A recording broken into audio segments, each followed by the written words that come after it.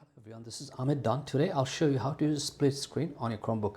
So if you're using Chromebook and you have more than one app, split screen lets you share the screen, and you can put one app on the left or right or the other way, and you can use browsers or different apps. So for today's video I'm just going to show you one simple way, and if you're looking for more Chromebook tips and tricks video, you can visit the playlist in the description box below. So I'm going to be dealing with the YouTube app and the Google Play Store app. So let's start with the YouTube app first, and once I open it, you can see that this is taking the full space on the screen. And in order to use the split screen, if you put your cursor on the maximize button on the upper right corner, then you can see that you're getting a few options. So you can use either split or partial, but not the float. Float is just going to make this application float on top of other, which we are not doing now.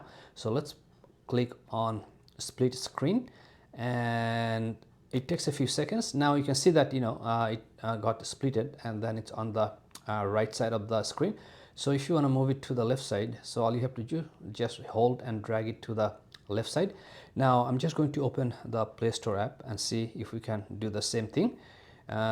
So this is the full size Play Store, and if you put your cursor on the maximize button and if you choose split again, then let's see what happens here.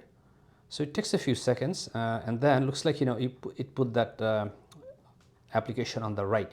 Now if you want to move them around, and if you put your cursor on here, then you can see that it's kind of getting highlighted. So if you move that, then you can just kind of make it even resize it, and then let's say you can do the same thing with this screen as well.